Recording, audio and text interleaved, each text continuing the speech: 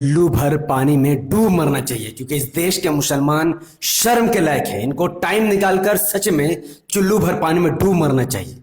एक मुस्लिम महिला जिसका नाम बिल्किस बानो है, गुजरात दंगे 2002 में हुए गुजरात दंगों में उसके साथ बलात्कार होता है। 11 लोग बारी बारी से उस मुस्लिम महिला के साथ बलात्कार करते हैं।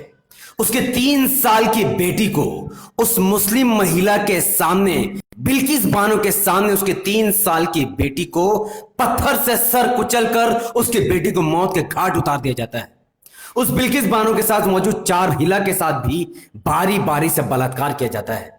और वो बलात्कार किसी आम व्यक्ति ने नहीं किया, बल्कि वो बलात्कार इस देश के एक अजीब समाज के लोगों ने किया है, जिसको संस्कारी बताया जाता है।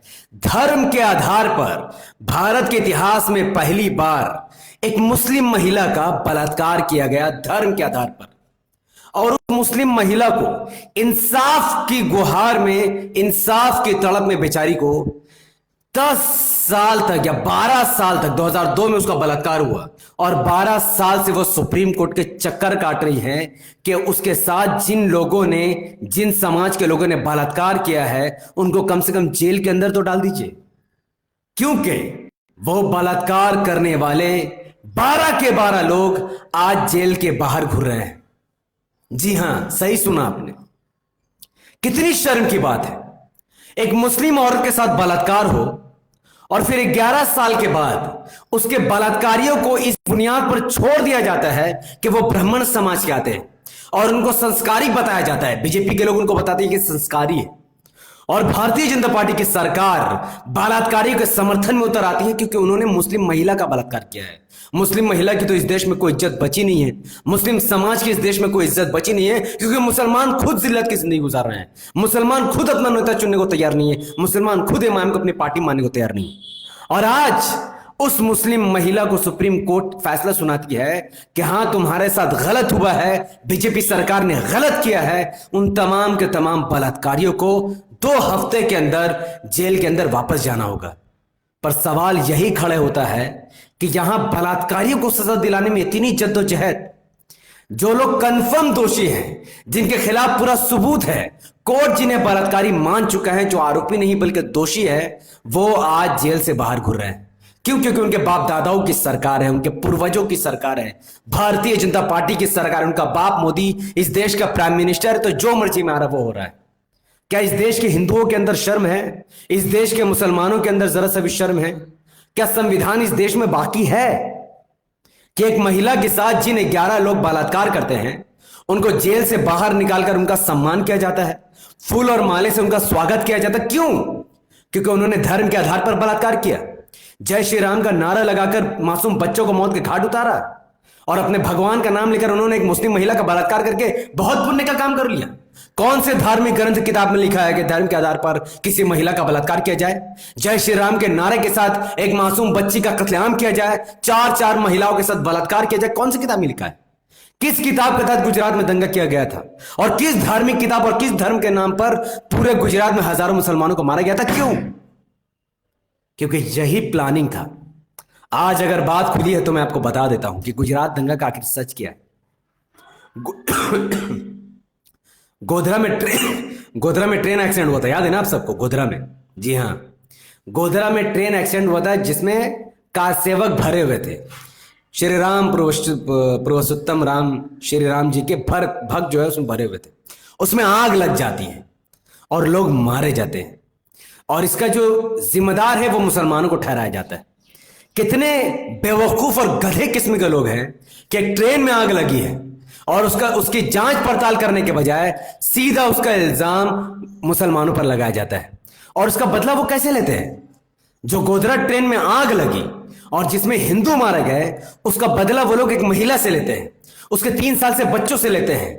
यानी उस गोधरा ट्रेन में मारे गए हिंदुओं का बदला उन 11 हिंदुओं ने, हिंदू तो नहीं है, so called fake Hindutva ideology वाले लोग उस ट्रेन हादसे का बदला एक लड़की के साथ बारी बारी बलात्कार करके लेते हैं। एक 3 साल की मासूम बच्ची का सर कुचल के उसका बदला लेते हैं। उनका सेवकों का बदला वो लोग 4 और महिलाओं के साथ बलात्कार करके लेते हैं। उस गोधरा हादसे का बदला वो कैसे लेते हैं? जय श्री राम का नारा लेकर, तलवार में एक पेट से बच्चे को निकालकर, एक महिला के पेट में बच्चा होता है, मुस्लिम महिला के पेट में, पेट को फाड़कर उस बच्चे, उस फेटल को निकालकर तलवार के नोक में उठा के कहते हैं जय शिवाजी महाराज, जय श्री राम। यह इनका बदला है, यह इनकी राजनीति है। और आज उस पार्टी जिसके नेतृत्व में गुजरात का दंगा हुआ, उस पार्टी को 30 करोड़ से ज्यादा हमारे गैर हिंदू वोट देते हैं। क्या शर्म नहीं आती है तुम लोगों को? बीजेपी को वोट देने वालों को शर्म से डूब मरना चाहिए। उनको जीने का कोई अधिकार ही नहीं है। देश छोड़कर चले जाने चाहिए तुम जैसे लोगों को। शर्म आने चाहिए तुमको। किसी भी मुसलमान ने कभी भी हिंदू के खिलाफ कोई साजिश नहीं की है। आजाद भारत में जब से यह देश आजाद हुआ है, आज तक किसी मुसलमान ने किसी हिंदू के खिलाफ कोई साजिश नहीं की। जिस देश में जो कुछ भी आज तक हुआ है, जहां जहां बॉम्ब ब्लास्ट हुआ, जहां जहां दंगा, उसमें मुसलमानों का कोई हाथ नहीं है। सिर्फ और सिर्फ पॉलिटिक्स है। जिसे सीएम बनना होता है वो बॉम्ब ब्लास्ट कराकर मुसलमान को फंसाकर सीएम बन जाता है, और जिसे पीएम बनना होता है तो वो हिंदुओं को मरवाकर, मुसलमानों को दंगा में मरवाकर फिर पीएम बन जाता है। यही तो इस देश में चल रहा है। और इस देश में डेवलपमेंट के नाम पर कोई भी वोट नहीं मांगता, ना ही कोई देना चाहता है। एक बेचारा असदुद्दीन ओवैसी साहब कहता है कि स्कूल लो, कॉलेज लो, हॉस्पिटल लो, अच्छे इंसान बनो, पढ़ लिख कर आईएएस आईपीएस ऑफिसर बनो, डॉक्टर बनो, इंजीनियर बनो, पर उनको कोई वोट नहीं देगा। एक हिंदू सम्राट बने फिर रहा है मोदी जी, लोग उसको वोट देने के लिए दौड़ रहे हैं। क्या इन सब इंपॉर्टेंट डिस्कस करने के लिए कोई वीडियो है? क्या सोशल मीडिया में आपने कभी देखा है कि कोई व्यक्ति इतना गंभीर विषय में वीडियो बना रहा हो, अपने जान को खतरे में डालकर वीडियो बना रहा हो, और आप सब तक बिल्किस बानो का दर्द पहुंचा रहा हो? क्या आप सबको परवाह है? आपको पता नहीं कि मेरे पेज के खिलाफ भी कितनी साजिश चल रही है। 5 लाख से ज्यादा फॉलोअर वाला ये पेज, आज इस पेज में 5000 भी व्यू नहीं आ रहे। क्यों? क्योंकि अंधभक्तों ने इतना रिपोर्ट मारा कि ये पेज डाउन हो गया है। अब इस पेज को उठाने के लिए सिर्फ और सिर्फ इसको हजारों ग्रुप में शेयर करना होगा। यानी हर व्यक्ति 5-5, 6-6 ग्रुप में शेयर करेगा, तब जाकर ये पेज उठेगा। इनको लगता है कि मेरे पेज में रिपोर्ट मारने से मैं खामोश हो जाऊंगा, मेरे पेज को डाउन करने से, मेरी रोजी रोटी में लात मारने से इनको लगता है कि मैं बीजेपी के खिलाफ बोलना बंद करूंगा। ये तुम्हारी भूल है। मैं एक मुसलमान हूं, मैं एक मुसलमान हूं, कुरान पढ़ता हूं, हदीस पढ़ता हूं, नमाज पढ़ता हूं, और एक अल्लाह पर भरोसा रखता हूं। किसी मूर्ति की पूजा नहीं करता, किसी बेजान चीज की पूजा नहीं करता, बल्कि उसके बाद करता हूं जिसने इस ब्रह्मांड को बनाया है, इस दुनिया को बनाया है, जो तुम्हें और मुझे पालता है, जिसने इस दुनिया की रचना की है, जो तुम्हें भी खिलाता है और मुझे भी खिलाता है। और मुझे उसी अल्लाह से उम्मीद है, वही मेरा घर चलाएगा, तुम नहीं। तुम्हारे फेक रिपोर्ट करने से मेरा चैनल में कुछ नहीं होने वाला है। कुछ दिन के लिए मुसीबत आ सकती है, पर तुम्हारे इस जो प्लान है ना, सबसे बेस्ट प्लान अल्लाह है। अगर तुम प्लान करते हो कि मेरे ऊपर इस चैनल में स्ट्राइक डाल देने से, वीडियो में व्यू नहीं आने से मैं परेशान हो जाऊंगा, बिल्कुल परेशान होऊंगा, पर कभी भी निराश नहीं होऊंगा, क्योंकि ईमान वाले निराश नहीं होते। आज बिल्किस बानो को 12 साल बाद भी इंसाफ नहीं मिलता है। क्यों? क्योंकि भारत के 25 करोड़ मुसलमानों इसके बहुत बड़े जिम्मेदार हैं। मैं तुमसे बात कर रहा हूं मुसलमानों, तुमसे। आज जो वीडियो तुम देख रहे हो ना, मैं तुमसे बात कर रहा हूं। मैं चाहूंगा कि आप सब इस वीडियो को इतना फैलाओ कि अभी कभी ये वीडियो कम से कम 1000 लोग कम से कम देख ले। मैं तुमसे बात कर रहा हूं, जो वीडियो देख रहा हूं ना, मैं तुमसे बात कर रहा हूं। तुम लोगों की वजह से बिल्किस बानो को इंसाफ नहीं मिल रहा है। तुम लोगों की वजह से बिल्किस बानो को दर दर की ठोकरें खाना पड़ रहा है। तुम लोगों की वजह से एक मुस्लिम महिला की इस देश में इज्जत नहीं बची है, क्योंकि तुम लोग ओवैसी साहब को वोट नहीं करते। तुम लोग एमआईएम का समर्थन नहीं करते, क्योंकि तुम लोगों ने अपने वोटों का विभाजन SP, BSP, RJD, JDU, Congress, TMC, CPM जैसी पार्टियों में कर रखा है। आज अगर 25 करोड़ मुसलमान एकजुट होते, एक साथ होते, अपना वोट एमआईएम को देते, ओवैसी साहब को अपना नेता मानते, और आज अगर पार्लियामेंट में 50 से ज्यादा एमपी होते ना, तो आज बिल्किस बानो को इंसाफ 12 साल बाद नहीं, बल्कि गुजरात 2002 दंगे के 6 महीने बाद ही मिल जाता। और आज नरेंद्र मोदी जी इस देश का पीएम नहीं होते, बल्कि फांसी के तख्त पर चढ़े हुए रहते, क्योंकि उनके सीएम रहते हुए दंगा हुआ है और यह उनको मानना पड़ेगा। बाबू बजरंगी का आज भी सबूत मौजूद। उसने कहा कि मोदी भाई ने कहा था, मोदी भाई ने। क्या वो वीडियो आज सोशल मीडिया में नहीं है? क्या वो वीडियो सुप्रीम कोर्ट में नहीं दिखाई जा सकती थी? लेकिन जिसके पास पावर है, उसी के फैसले में यह पक्ष, सब कुछ उसी के हाथ में। आज मुसलमान चाहते ही नहीं है कि उनके पावर हो, उनका लीडरशिप हो। पूछो जाके अपने राहुल गांधी से कि क्या पार्लियामेंट के अंदर से उसने बिल्किस बानो के लिए एक बार भी आवाज उठाई थी? पूछो अपने मां ममता बनर्जी से, क्या उसने, ममता बनर्जी के किसी भी एमपी ने बिल्किस बानो के बारे में पार्लियामेंट से आवाज उठाई थी? जाकर पूछो सीपीएम से, आरजेडी से, लालू यादव से, तेजस्वी यादव से। पूछो उत्तर प्रदेश में जो मुसलमानों ने अपना बाप बना रखा है, अखिलेश यादव को पूछो, अखिलेश यादव ने क्या बिल्किस बानो का नाम कभी पार्लियामेंट में लिया? पूछो उन मायावती से जो मुसलमानों का वोट लेती है, क्या मायावती के किसी भी एमपी ने पार्लियामेंट में बिल्किस बानो के लिए आवाज उठाई है? CPM, RJD, JDU, SP, BSP, Congress, TMC, किसी ने भी बिल्किस बानो को लेकर पार्लियामेंट में आवाज नहीं उठाई। एक बंदा ने आवाज उठाई, सिर्फ एक। कौन है वो है असदुद्दीन ओवैसी। 2019 में, 2020 में, 2021 में, 2022 में, 2023 में ओवैसी साहब कहते रहे कि क्या बिल्किस बानो इस देश की बेटी नहीं है? क्या मोदी जी जब कहते हैं कि बेटी पढ़ाओ बेटी बचाओ, तो क्या मोदी जी के नजर में बिल्किस बानो इस देश की बेटी नहीं है? अगर ओवैसी साहब पार्लियामेंट में बिल्किस बानो का नाम नहीं लेते तो यकीन मानिए बिल्किस बानो को इंसाफ नहीं मिलता। लेकिन इस देश के लोगों में शर्म नहीं बची है, हया नहीं बची है। तुम अंधभक्तों को थूकते हो, मैं तुम्हारे मुंह पर थूकता हूं। तुम्हें कोई हक नहीं है कहने का कि अंधभक्तों को समझ नहीं कि इस देश को किस नेता को चुनना चाहिए। तुम्हें भी समझ नहीं है, तुम जुम्मन मुसलमानों को भी समझ नहीं है, Congress, RJD, JDU, SP, BSP के गुलामी करने वाले लोगों को भी समझ नहीं है। खुश बेशक इंसान खसारे में है, इल्लल्लज़ीना, सिवाय उन लोगों के, आमनू, जो ईमान लाए, वतवासौ बिल हक, हक बात की तलकीन करते रहे, वतवासौ बिस्सब्र, और सब्र की तलकीन करते रहे।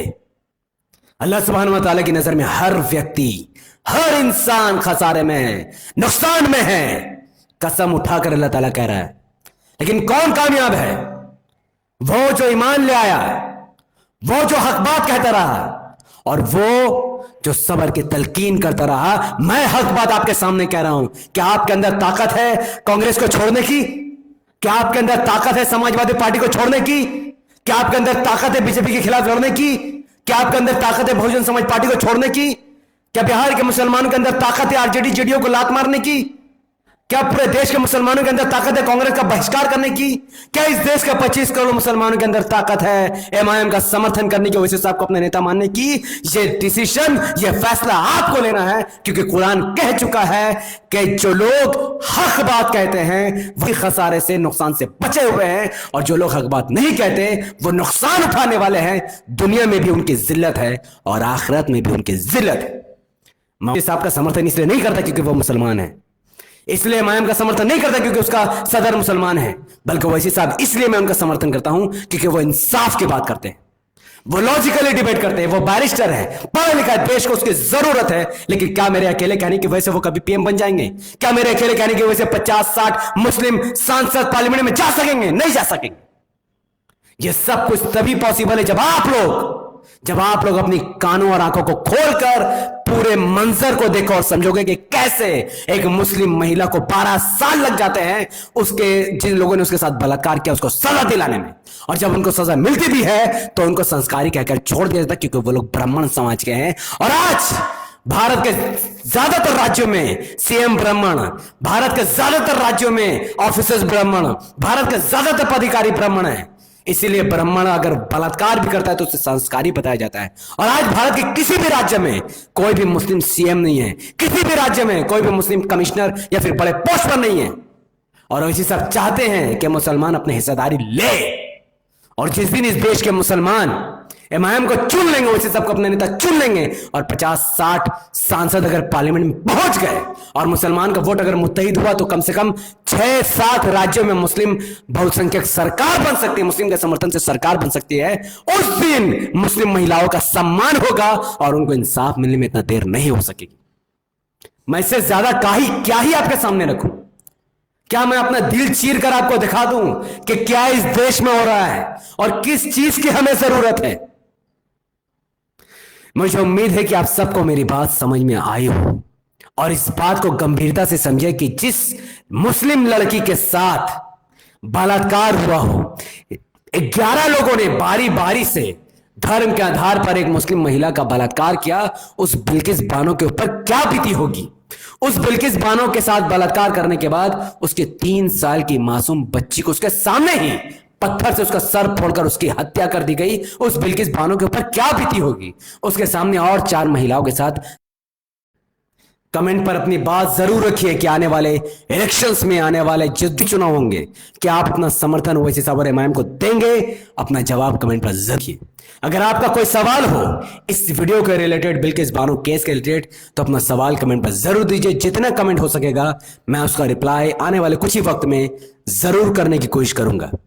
इस वीडियो पर लाइक कीजिए, इसलिए नहीं क्योंकि मुझे लाइक चाहिए, इसलिए क्योंकि फेसबुक उसी वीडियो को आगे बढ़ाता है जिस वीडियो में लोग लाइक करते हैं और कमेंट करते हैं, और जिस वीडियो को लोग शेयर करते हैं। हमारे पेज द पॉलिटिकल न्यूज को फॉलो कीजिए अगर नहीं किया है तो, और मुझे अपनी दुआ में याद रखिए। बहुत बहुत शुक्रिया। वाखिर दवाना अनिल हम्दुलिल्लाहि रब्बिल आलमीन। अस्सलामु अलैकुम वरहमतुल्लाहि वबरकातुहू। जय हिंद।